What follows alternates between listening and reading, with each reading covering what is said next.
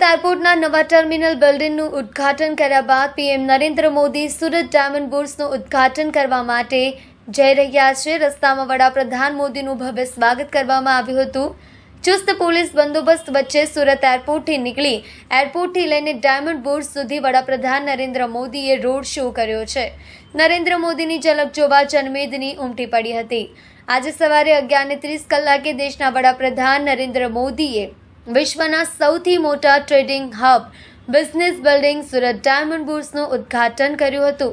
આ સાથે સુરતના હીરાવાળાઓનો એક દાયકાથી ચાલી રહેલા પરિશ્રમનો અંત આવ્યો છે। સફળતાનો આનંદ તેમના ચહેરા પર દેખાઈ રહ્યો છે।